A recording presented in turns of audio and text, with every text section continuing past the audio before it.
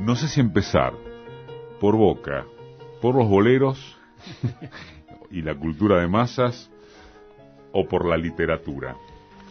¿Por cuál te gustaría? Son todas formas del amor, así que... Ah, claro. Bueno, también. pero en el caso de Boca, con tu fanatismo que compartimos, no sé hasta cuál grado de situación enfermiza, el máximo, en realidad, lo de Boca vos lo definís respecto de vos como la única zona completamente inexplicable de tu vida.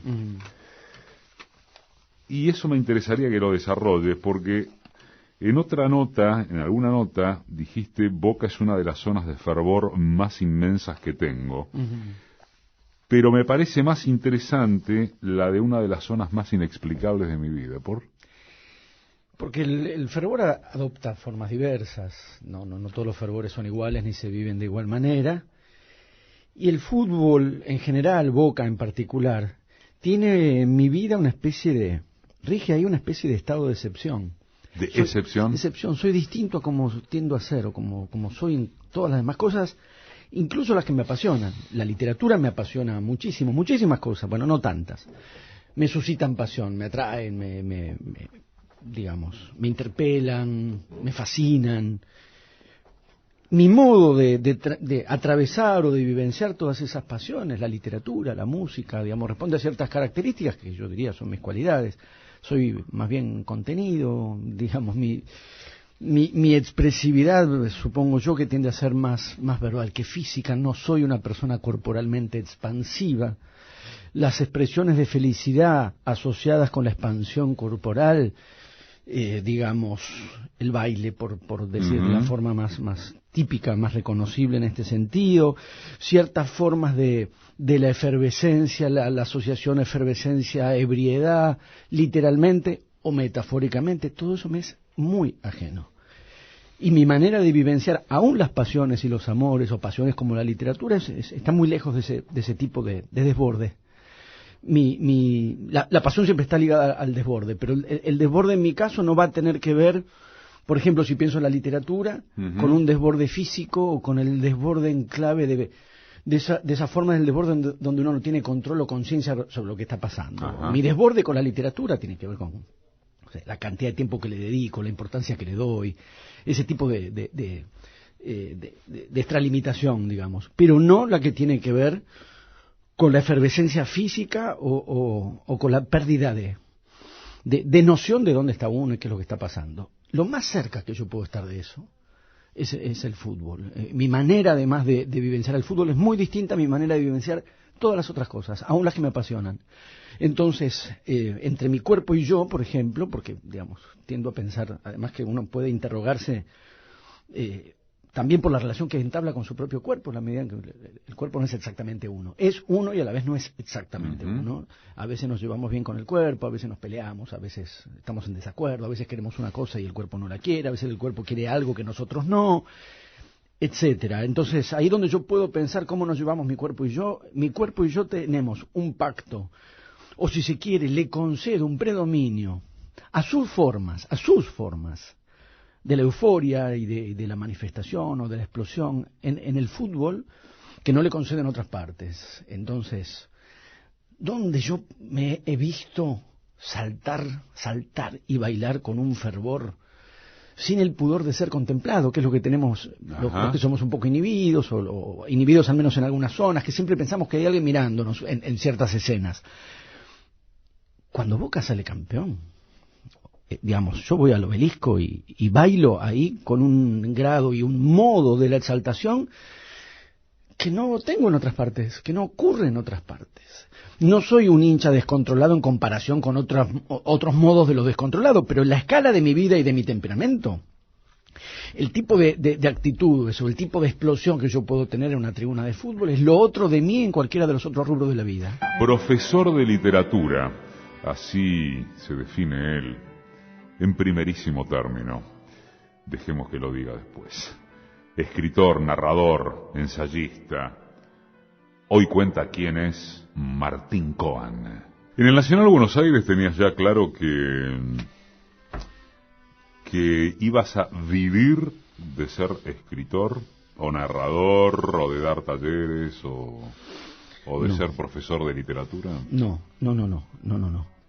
De hecho, no vivo de la literatura en tanto que escritor. Eso me lo aclara cada escritor al que se lo he preguntado.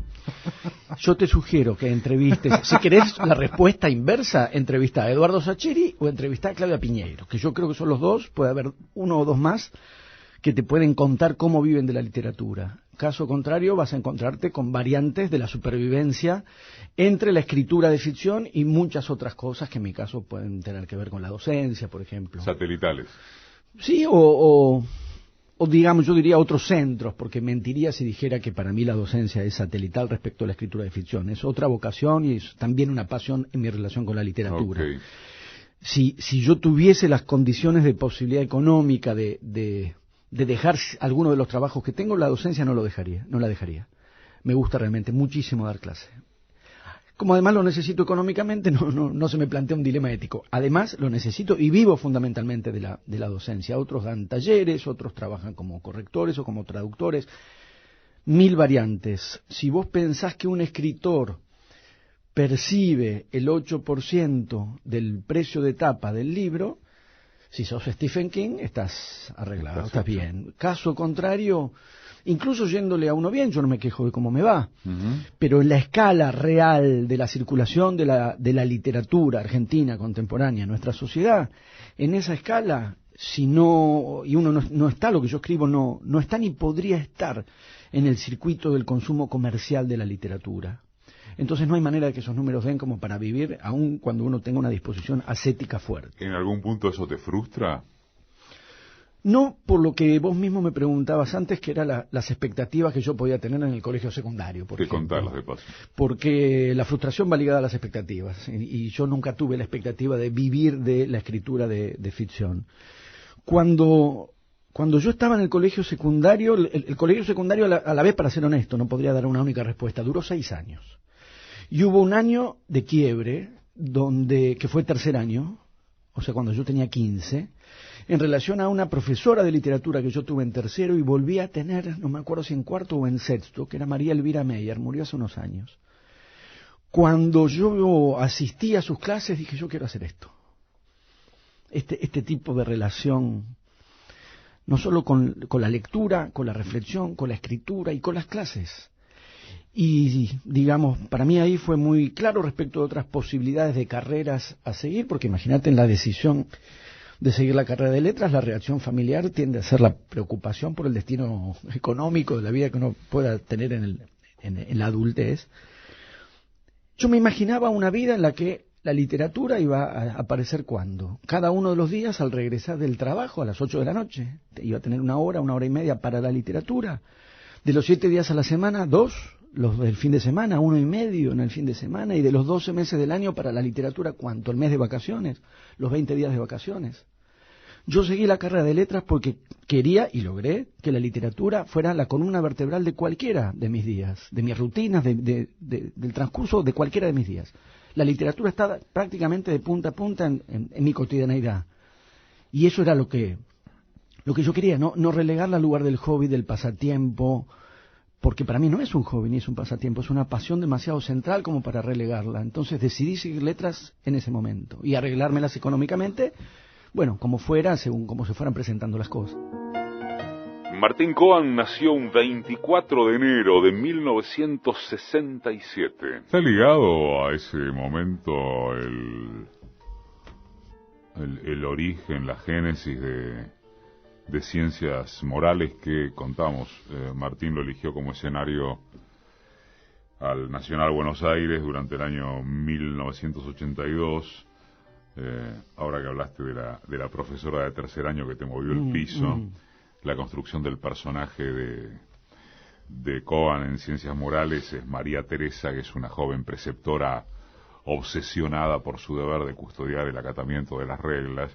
Después van a escuchar un fragmento que leí que es maravilloso de un día que la mina va al baño de varones. Pero bueno, la pregunta, para no perder el hilo, es escribir sobre, no sé si sobre el Nacional Buenos Aires, sobre el secundario y construyendo ese personaje, ¿también se te movió en aquellos años de adolescencia o nada que ver? No, en esos años no.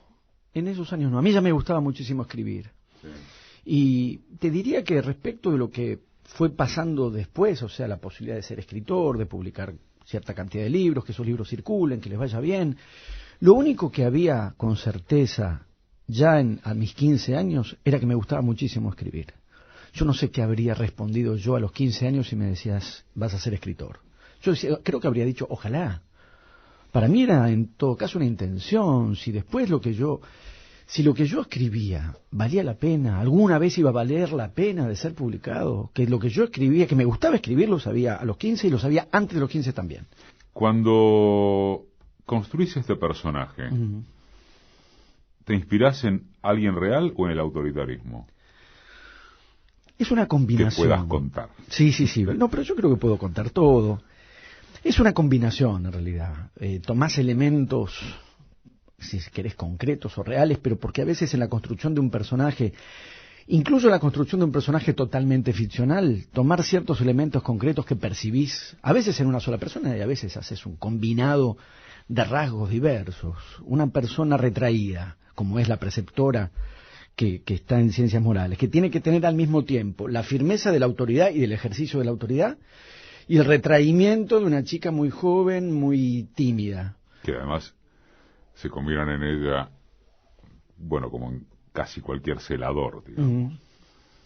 Ejerce el poder y a la vez depende del poder de otros. Exacto. A mí esas colocaciones me fascinan, digamos, ¿no? Para no pensar simplemente en alguien que hace uso del poder o de la autoridad. Me parece que esa red de relaciones donde alguien controla y es controlado, vigila y es vigilado, me parece que uno puede ahí tomar de mejor modo cómo funcionan los disciplinamientos de poder, de vigilancia, etcétera. Y en ese punto, digamos, pensar que puede haber un panóptico, pero que el que está en el centro del panóptico también hay uno que lo está mirando, me parece que esa posición doble respecto del poder y del contrapoder y de la vigilancia y de sustraerse de la vigilancia, a mí me interesa indagar en ese tipo de posiciones más intermedias. Entonces, efectivamente, yo podría haberme remitido al rector o al vicerrector del colegio, supongamos. O podría haber yo escribí otra novela que se llama 2 veces junio y que gira alrededor de un conscripto. Yo podría haber tomado un responsable de un centro clandestino de detención, podría haber tomado al responsable directo de una decisión de tortura. Tomar al conscripto, alguien que está bajo obediencia y al mismo tiempo tiene responsabilidades propias, ese tipo de colocación más equívoca, más ambivalente, no para exculpar ni disculpar, no aparece una pregunta por culpa o disculpa, sino por cómo funcionan los mecanismos de poder. Entonces el que se inscribe, la preceptora en Ciencias Morales, el conscripto en 2 veces junio, en esa colocación donde ejerce un poder y lo ejerce muy concretamente y a la vez es sujeto del poder de otro, a mí me parece que esos son lugares privilegiados para indagar cómo funcionan esos mecanismos. Una vez que finalizó el secundario en el Nacional Buenos Aires, Coan ingresó a la UBA y se licenció como profesor de enseñanza normal secundaria. Después se doctoró en letras en la misma universidad y en esa facultad hoy es profesor de teoría literaria. También lo es en la Universidad San Juan Bosco de la Patagonia. Ya que mencionaste los centros clandestinos de detención, ¿por qué pensás que pegó tanto, por lo menos en los ambientes politizados, mediáticos, intelectualmente inquietos, de pensamiento crítico, su ruta? Tu reflexión acerca del número de desaparecidos, que contala, claro, porque si no, alguno no se va a desayunar. Cuando lo de lo pérfido, ¿no? La primera parte, debo decir, no estoy muy seguro, no sé del todo por qué se generó lo que se generó, que lo fui calibrando a medida que transcurría. En verdad, todo esto se suscitó en un programa, en una entrevista de Romina Mangel, el 24 de marzo, porque me acuerdo que en realidad para ir a la entrevista yo me fui de la marcha y después regresé a la marcha. Fue como una especie de separador entre una primera parte de la marcha y la segunda parte de mi presencia en Plaza de Mayo ese día. Yo planteé mis reflexiones, mi enfoque sobre la cuestión, lo resumo tal como se desarrolló la conversación ese día y se retomó unos días después en televisión. A mí me parece que hay una parte un enfoque general de la discusión, que es como si uno dijera la diferencia que hay entre Digo, la cuestión era el número de desaparecidos, 30.000, 8.000, 9.000. Hay una discusión histórica, hay una dimensión de discusión histórica, hay una dimensión de discusión, si se quiere, historiográfica, entendiendo por historiográfica los criterios con los que se establece la historia. Porque si no, mucha parte, en gran parte, creo yo, de algunos debates o algunas discusiones se trastabilla porque no queda claro en qué plano de la discusión estás. A ver. Vos podés, en la discusión 30.000, 9.000, entonces ponen las cifras, traen el nunca más, los ponen sobre la mesa, traen los casos certificados, te documentan la cantidad de certificados. Esa discusión, ese planteo, esa prueba, por así decir, tiene ya un presupuesto, que es el criterio de establecimiento de la verdad. Cuando en verdad lo que yo creo es que primero, la primera cuestión a discutir son los criterios de verdad que hay que emplear para este caso en particular. Es decir, encarar un sistema o un dispositivo de contabilización sobre casos comprobados presupone como criterio de verdad la posibilidad de contabilizar casos comprobados. Es decir, vos tenés una cantidad de muertos, cierta ejecución de esos crímenes, de esas muertes, y sobre esa base vos contabilizás. Pero la diferencia entre el muerto y el desaparecido la teníamos muy discutida ya, ¿no? Muy elaborada. A veces es un poco deprimente ver que algo vuelve atrás, no porque uno crea que todo tiene que ir siempre para adelante, pero a veces entran en escena personas que parecen no haber estado al tanto del grado de desarrollo de una discusión, o hay mala fe de por medio. La diferencia entre el muerto y el desaparecido, la distinción conceptual entre muerto y desaparecido, es crucial para la comprensión de lo que supuso, lo que significó y cómo transcurrió el terrorismo de Estado durante la dictadura militar.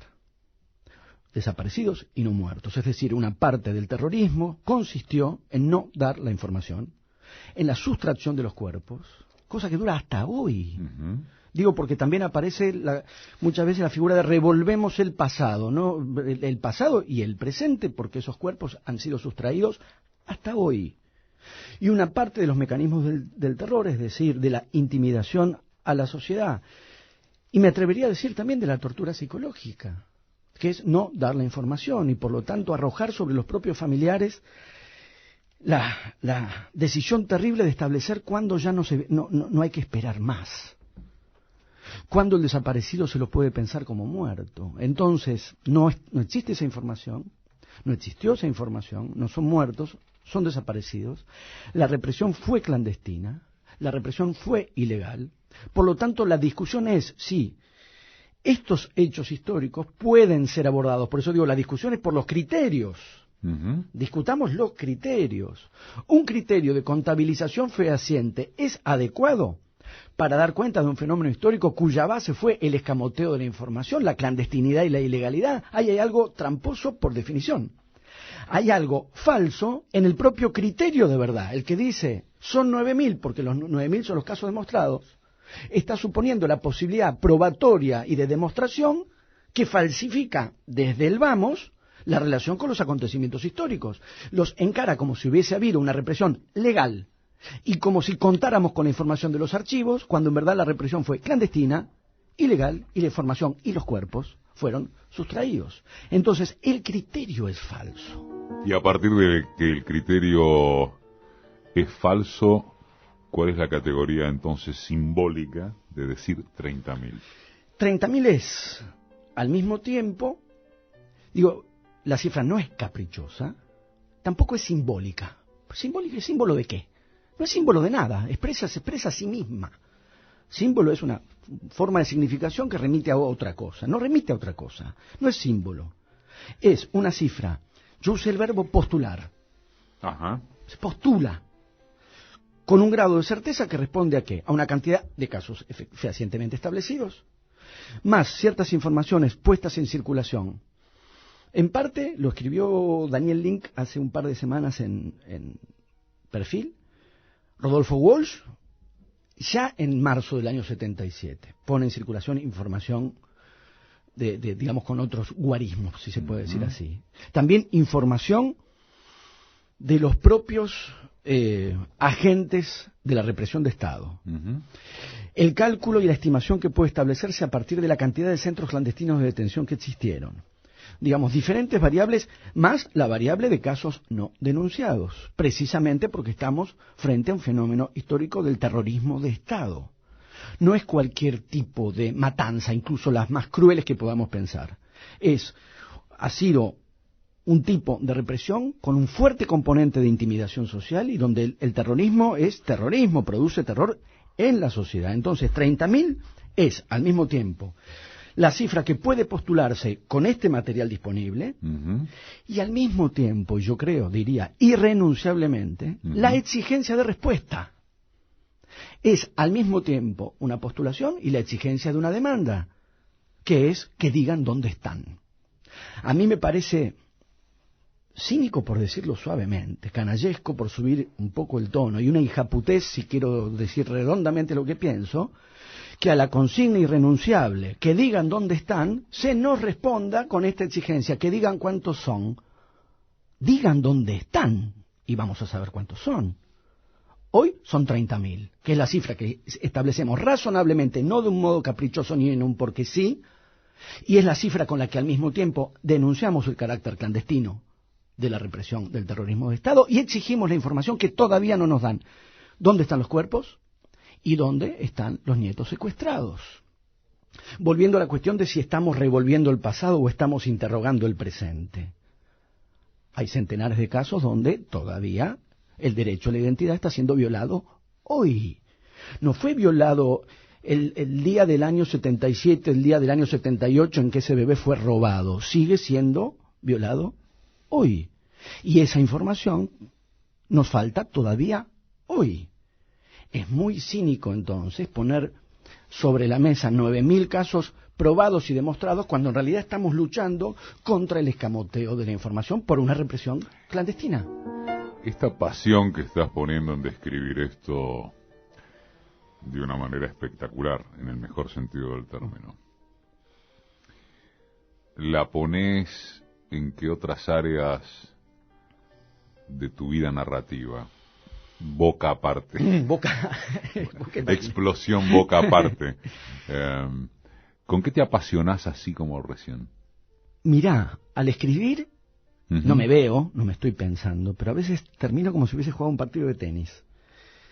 Está bien, un partido de tenis, yo he visto a Federer, no, es más exigente. Pero bueno, mi condición física no es la de Federer, podría alegar eso a mi favor.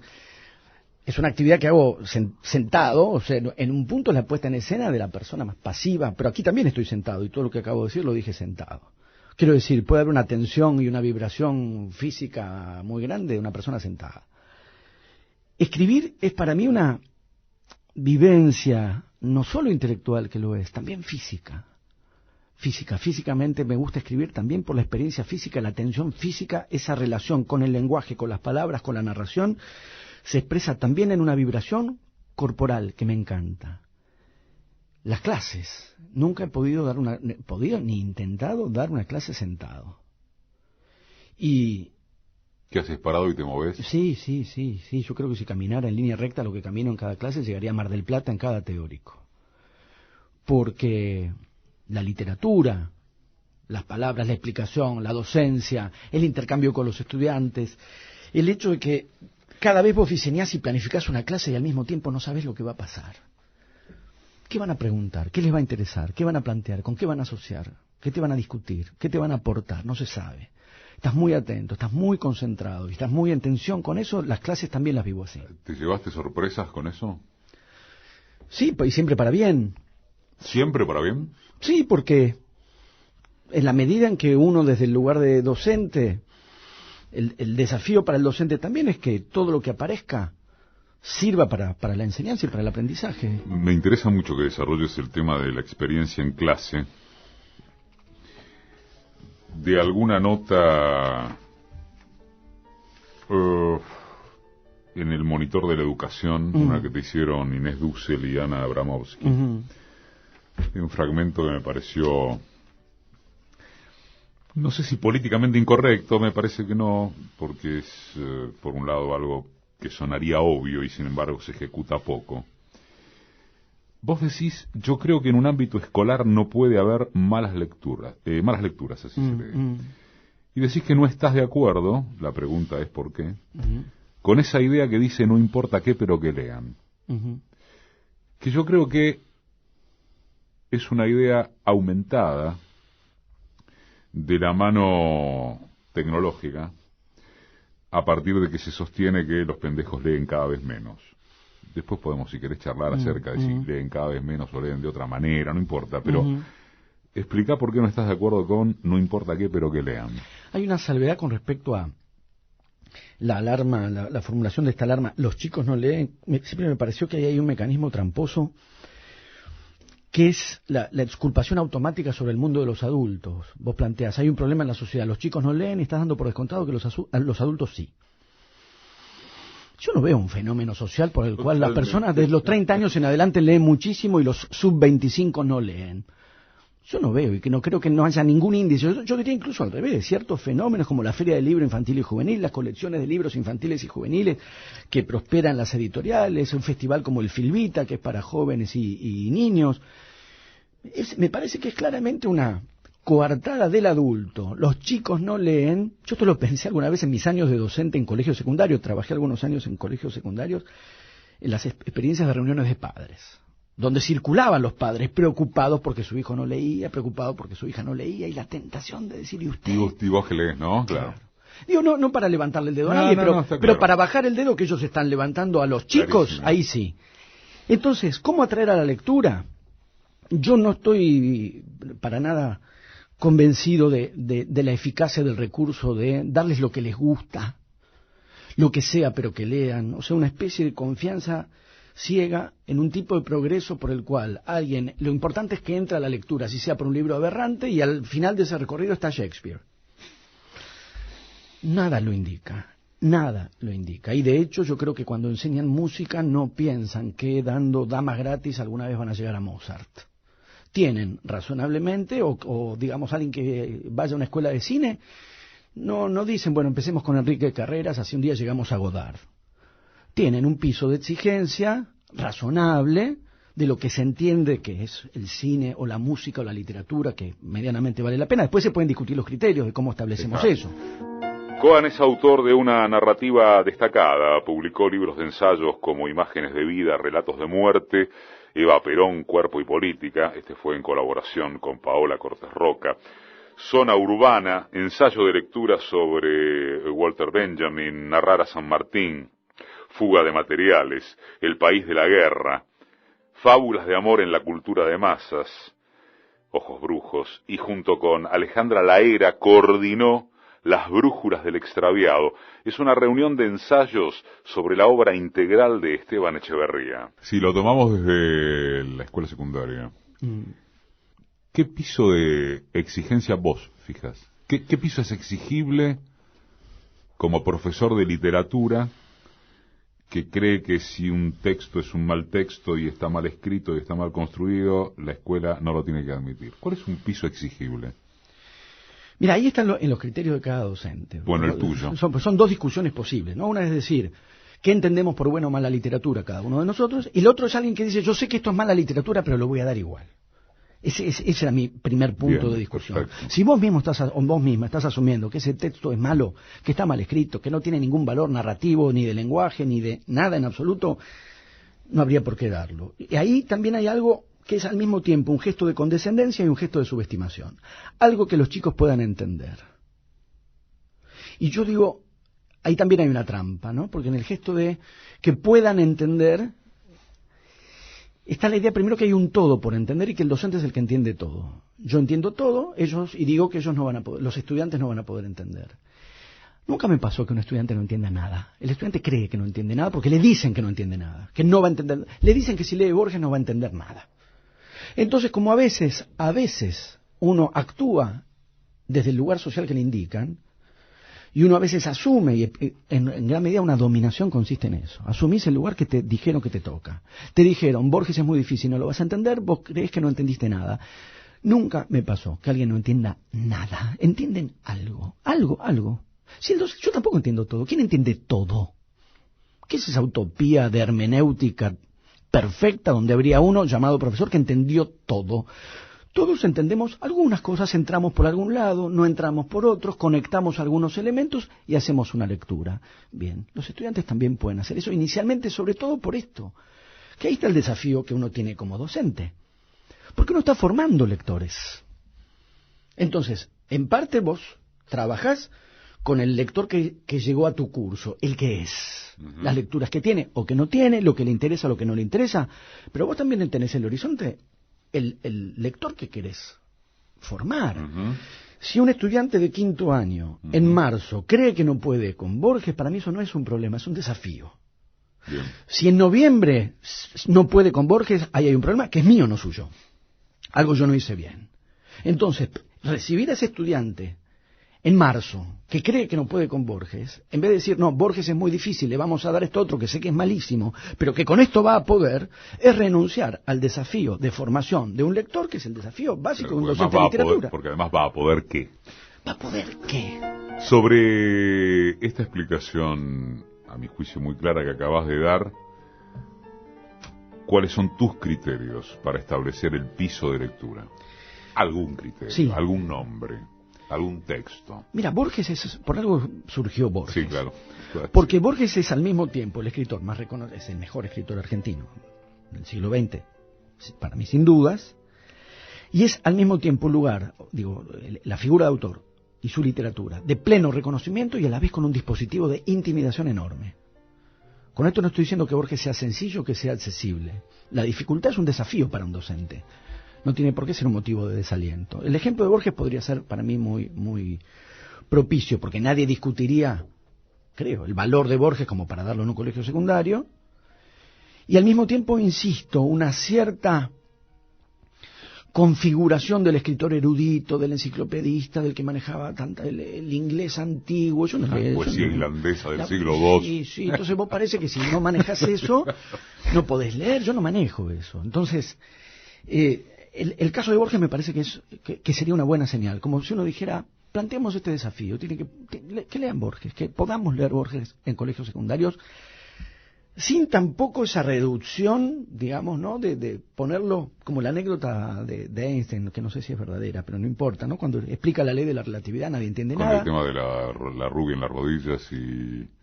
¿Esa es? Hay una que él explica la ley de la relatividad, nadie entiende nada. Le piden que le explique un poco más simple. Y dice que el tiempo no transcurre de la misma manera, caminando sobre brasas ardientes y con una rubia arriba de las rodillas. Pero hay un grado de la simplificación de la explicación, que es cuando todo el mundo lo puede entender, y él dice, pero ahora ya no es la teoría de la relatividad.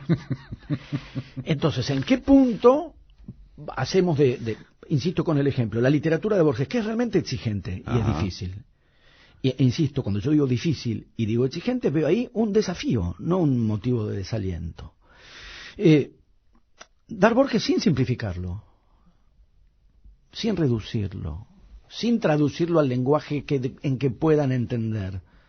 Entonces decir, Borges es como... No, Borges es Borges. Formar un lector es poner en competencia a esos estudiantes que tenemos para que puedan leer Borges. ¿Eso qué implica? ¿Manejar el inglés antiguo? No, si yo no lo manejo.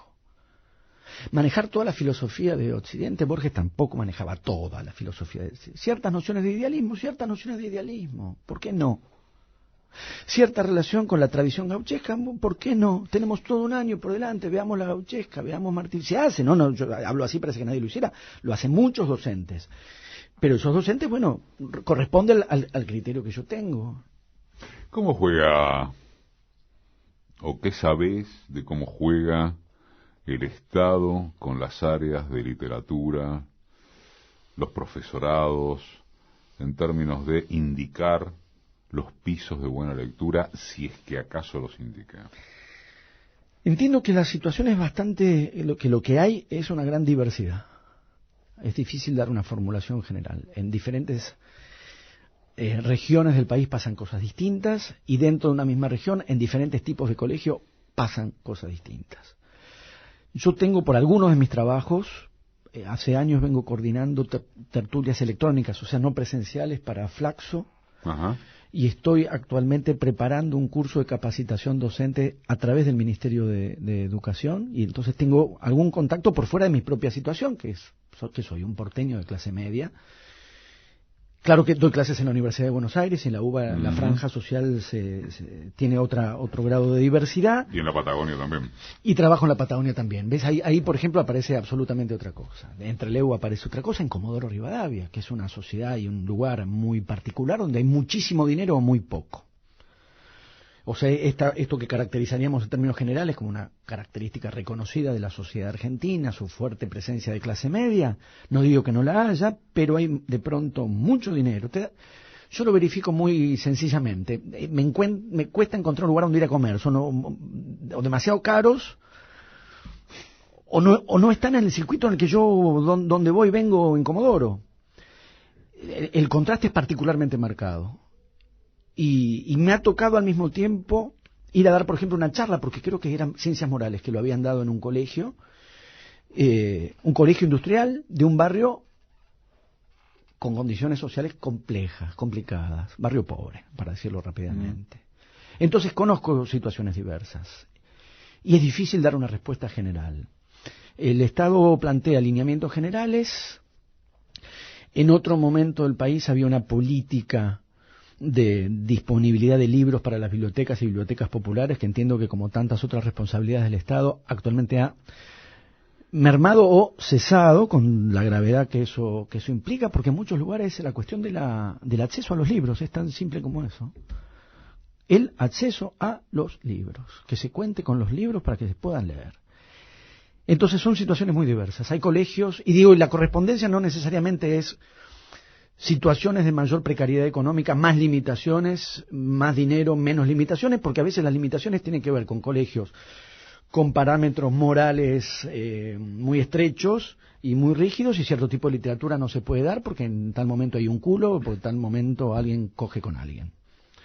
Entonces, son situaciones muy dispares. ¿Todavía a ese nivel que acabas de decir? Sí, pasa. Y también es interesante también los presupuestos sobre los estudiantes. Así como aparece el no van a poder entender, aparece esa subestimación, el no van a poder entender, a menudo con respecto, por ejemplo, al universo de la sexualidad, con respecto a lo que se les puede decir o no se les puede decir, hay una subestimación con respecto a lo que ya saben, que es increíble. Saben, en realidad yo creo que en muchos casos lo que se está tapando ahí no es el acceso a cierto tipo de universos de la sexualidad para los adolescentes, son los adultos tapando su propia percepción de que los adolescentes de eso ya saben. Los libros de cuentos de Martín Coan, Muero contento, Una pena extraordinaria, Cuerpo de tierra.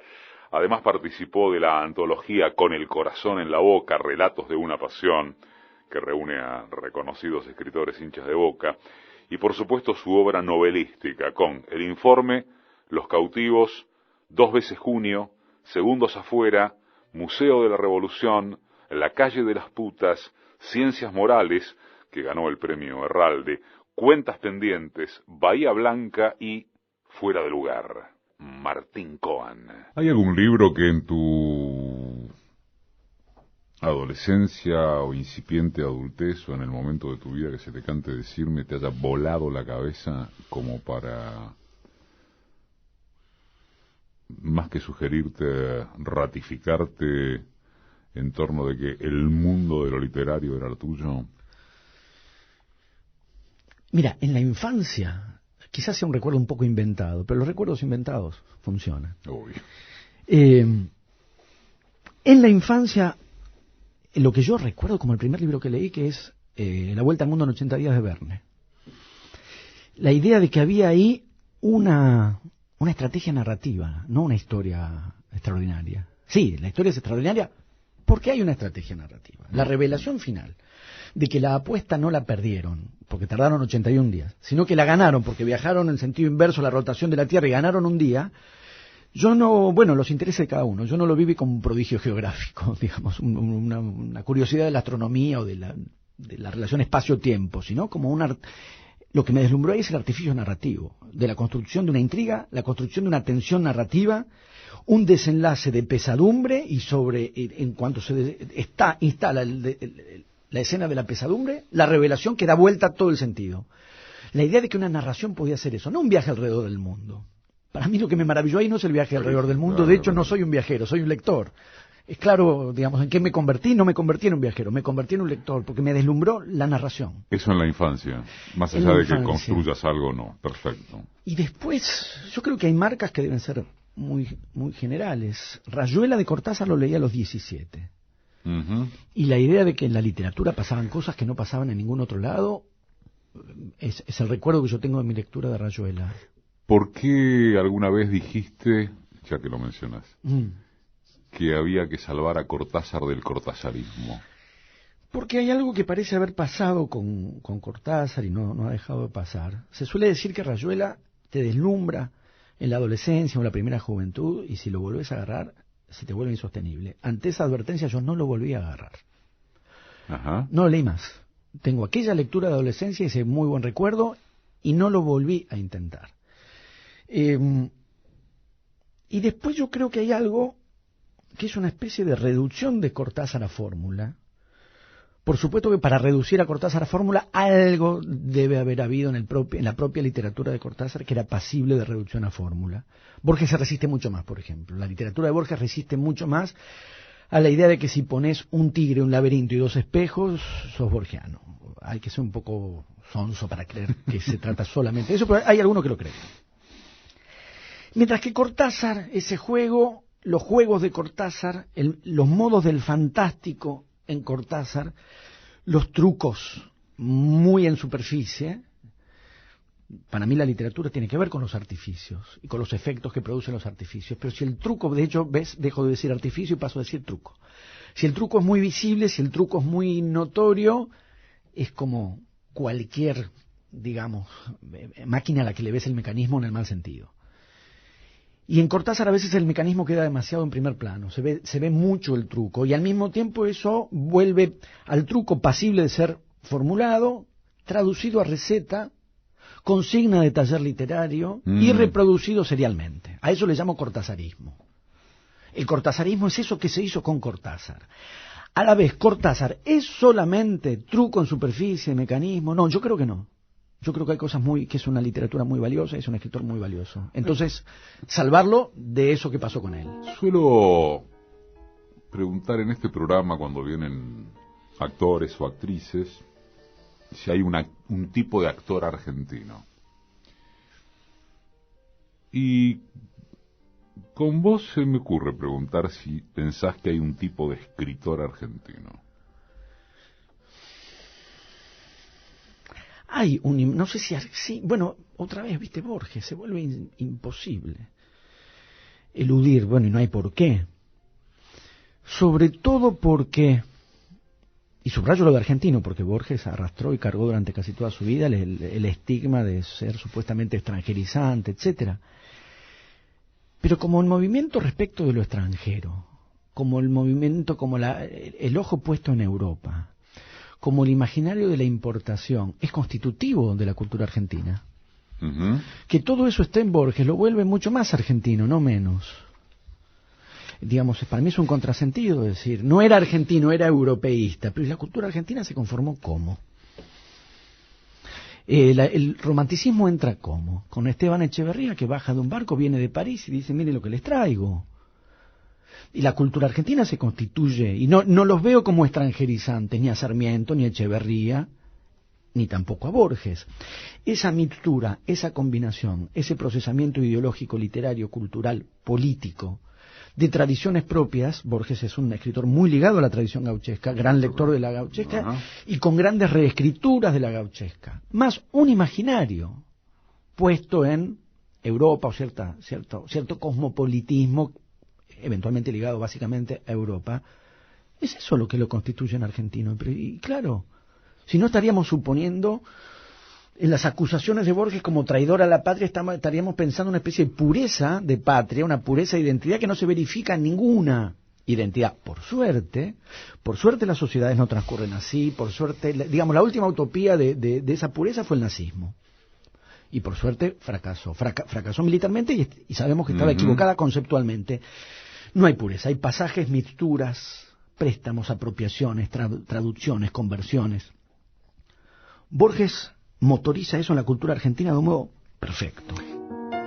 Fue galardonado con el Conex como uno de los mejores novelistas argentinos, y algunos de sus libros fueron editados en Alemania, Francia, Inglaterra, España, Italia y Brasil. ¿Tu mejor libro cuál es?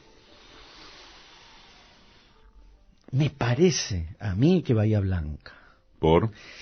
Porque tengo la impresión, y eso para mí supuso un desafío para después de Bahía Blanca, que es que algunas cosas que de alguna manera yo buscaba, rastreaba, intuía en libros anteriores, en Ciencias Morales, o en Dos veces Junio, en Segundos Afuera.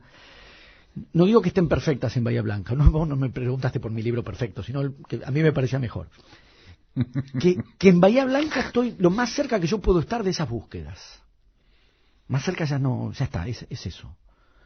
No digo que las otras fueran como se parecieran a Bahía Blanca. Estoy diciendo ciertas cosas que a mí me interesan en la literatura, cierta relación entre la narración y la suspensión. ¿Y ese que es tu mejor libro, es el que más gozaste escribir? No, el que más gocé escribir se llama El Informe. Es una parodia de San Martín y de la narración épica del Padre de la Patria. O sea, fue llevar toda la solemnidad que se constituyen desde la argentinidad, alrededor de San Martín y del prócer y del Padre de la Patria, y toda la solemnidad y toda la épica al terreno de la parodia y de la risa. Es una novela de risa y es de la que mejor recuerdo tengo del proceso de escritura. ¿Y cómo te resultó Ojos Brujos, fábulas de amor en la cultura de masas? Me hubiera gustado mucho hablar con vos sobre boleros. De hecho, en esta radio tengo hace años un programa de boleros y literatura. Y no sé si quería preguntarte cómo te resultó o qué buscaste. Yo digo a veces en ese libro donde no hablo de mí, casi ninguno hablo de mí, salvo muy indirectamente. Como ese libro son ensayitos cortos sobre letras de boleros y letras de tangos, doy en pensarlo como el más autobiográfico. Porque yo creo que hay algo así como en el comienzo de la conversación yo decía, con boca me permito cosas que no me permito en otro lugar. O sea, hay un tipo de expansión física, un tipo de exaltación que no me permito en ningún otro ámbito de la vida más que en la tribuna. Y ya duchándote vas cantando, señores, dejo todo, me voy a ver a sí, Boca. Sí. Por ahí. Para empujarme a mí mismo, obviamente. Exactamente. También creo que en el universo del tango sentimental y del bolero, en una cultura tan machista, y yo tuve una educación muy machista, en cuanto a lo que el machismo le plantea al varón en su relación con la sentimentalidad, y lo que un varón no puede permitirse supuestamente en términos de sentimentalidad, el tango sentimental y el bolero es como la zona liberada para que admitamos, no digo ante los demás, ante nosotros mismos, que sufrimos por amor, desgraciadamente, que nos enloquecemos por el amor, que nos pasan cosas que no podemos creer, que somos frágiles, que somos unos sentimentales. De así la importancia, hay un tramo maravilloso de Ojos Brujos que tiene que ver, a propósito de esto que decís, ¿no?, en cómo juegan los verbos en el bolero. Todo está ahí. Sí. Todo está en los verbos del bolero. Sugiero ese párrafo que no sé si va a llegar a ser introducido en el programa, porque me parece que el de la orina de la celadora de Ciencias Morales es el que voy a elegir. Bueno. Che, decime quién sos vos. Profesor de literatura es lo primero que me viene a la cabeza, en términos de literatura, profesor de literatura. Me pienso y me defino y me reconozco como profesor de literatura antes que, como otras cosas que también soy, crítico literario, escritor, incluso como otras cosas que también soy, el marido de Alexandra, el padre de Agustín, soy muchas cosas, pero evidentemente quizás por el tenor de la conversación que hemos tenido, profesor de literatura, y debería agregar rápidamente, bostero. Martín Coan.